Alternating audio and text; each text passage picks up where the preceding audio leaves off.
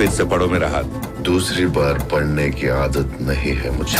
देखो अब इसमें कोई डाउट नहीं है कि प्रभास की राधेश्याम एक इपिक मूवी होने वाली है। आज तक इंडियन सिनेमा के अंदर एक लव स्टोरी को इतने ग्रैंड लेवल पे किसी ने नहीं दिखाया है। फिर भी मुझे ऐसा लगता है कि ये मूवी हिंदी वर्जन के अंदर वो कमाल नहीं कर पाएगी। अब प्रभास का ये डायलॉग सुनो मूवी का और तुम खुद ही जान जाओगे कि मैं ऐसा क्यों कह रहा हूँ। अगली बार माँ पूछेगी तो कह देना मेरी किस्मत में प्यार शादी दोनों नहीं है। अब विजुअली राधेश्याम ये मूवी एक खूबसूरत आर्ट है, पर जब बात वॉइस की आती है खास करके प्रभास की, तेलुगु वर्जन में प्रभास के डायलॉग सुनते ही सब फ्लैट हो जाते हैं। पर जब वही प्रभास की पावरफुल वॉइस जब हम हिंदी में सुनते हैं, प्रभास की वो वॉइस वो डायलॉग बिल्कुल भी अच्छे साउंड नहीं करते। और ये राधेश्याम के लिए एक बड़ा रीजन होने वाला है जिस वजह से इस मूवी को जैसा रिस्पांस मिलना चाहिए वैसा नहीं मिलेगा। हालांकि राधेश्याम 100-150 करोड़ कमा लेगी, पर जो राधेश्याम का इम्पैक्ट छूटना चाहिए वो नहीं छूटने वाला। हमें लगता है कि हम सोच रहे हैं। अब ऐसा कहना तो नहीं चाहिए, पर प्रभास के जब भी हिंदी डायलॉग्स तुम सुनते हैं राधेश्याम के, यानी कुछ फील ही नहीं होता उन डायलॉग्स में।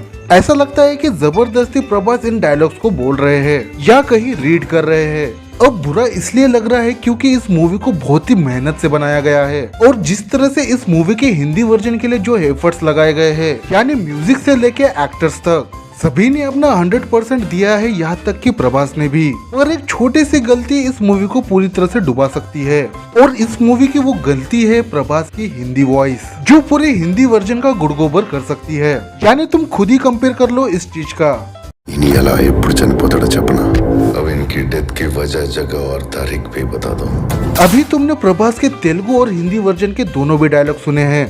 जहाँ तेलुगु वर्जन के अंदर प्रभास के वॉइस का भौकाल है, वही प्रभास के हिंदी वर्जन के डायलॉग को सुन के भय लगने लगता है। यानी तेलुगु वर्जन के अंदर जिस तरह से फीलिंग्स आती है डायलॉग्स को सुनकर, वो फील वो कनेक्शन हिंदी वर्जन के अंदर दूर दूर तक नजर नहीं आता। अभी तक कितने केसेस हुए हैं? 97. ఈ రోజు మొత్తం ఎన్ని కేसेस?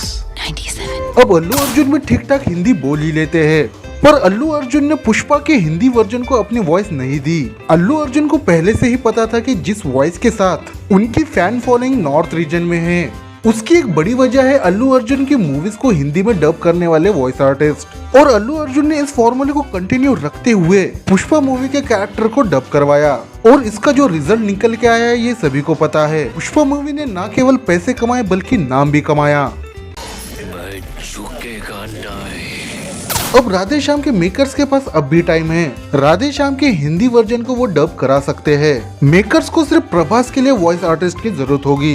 अगर मेकर्स ऐसा करती है तो हमें फिर से प्रभास का एक यादगार कैरेक्टर देखने को मिलेगा, जैसे हमने बाहुबली को देखा था।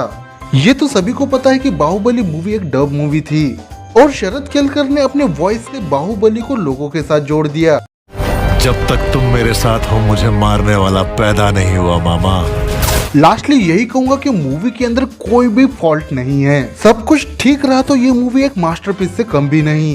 बस डर इस बात का है कि ये मूवी एक लव स्टोरी होने वाली है, और किसी भी लव स्टोरी से तभी जुड़ते हैं लोग जब उनके दिल से आवाज निकलती है। जिस तरह से प्रभास की वॉइस तेलुगु वर्जन के अंदर हार्ट बीट बढ़ा देती है, प्रभास का वो मैजिक हिंदी वर्जन में नहीं काम करता। और यही एक वजह है जिस वजह से इस मूवी को जिस तरह से हिंदी वर्जन में रिस्पांस मिलना चाहिए वैसा नहीं मिलेगा, और सिर्फ एक वॉइस के चलते हम एक अच्छे कंटेंट से दूर रह जाएंगे। तो मेरी ये बात तुम्हारे दिल पे लगी हो तो लाइक करना, और दिमाग में बैठी हो तो सब्सक्राइब। मैं मिलता हूँ किसी नए कंटेंट के साथ। Take care, goodbye. पर हाथों की लकीरों में तारों को सजा हुआ पहली बार देख रहा हूँ। కాలం రాసిన చందమామ కథలో ఉంటది నీ ప్రేమ కథ।